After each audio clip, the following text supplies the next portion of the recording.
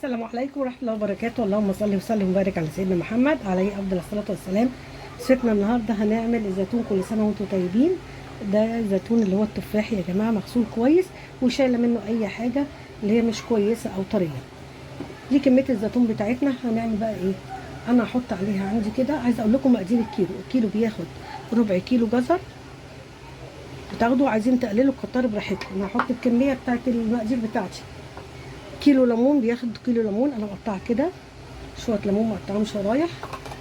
هناخد حوالي 4 معالق كده عصفر. حبه البركه انا بحط معلقه يا جماعه، معلقه. فلفل على حسب ما انت حابه، ده الفلفل اللي هو الرفيع الحر ده.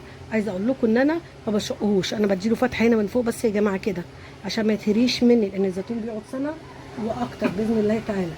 ودي كرفس، دي حزمه كرفس انا مقطعاه كده اهي ما شاء الله. وهحط بقى دول شويه ملح، معلقتين ملح كبار ومعلقه سكر، وهقلب ايه كده.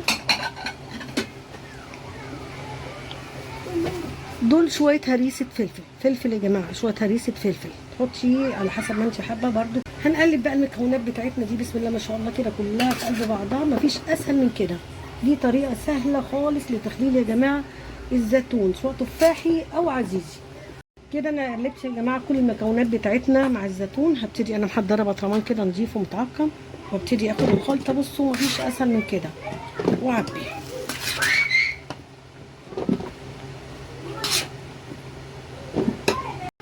دي البطرمانات بتاعتنا بعد ما انا حطيت فيها الزيتون بتاعنا.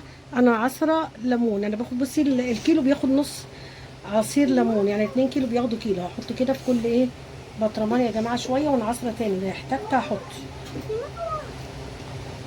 انا محضره ميه يا جماعه، لتر الميه انا باخد له حوالي 4 معالق ملح كبار، اللي هو الملح الصخر اللي هو الخشن. انا عندي ملح ناعم فهاخد 5 على اللتر 5. فانا هعمل الميه ولو احتجت هعمل تاني.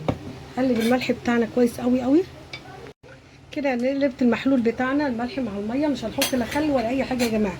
واحط الميه بتاعتنا ببطرمان لحد ما نملاها.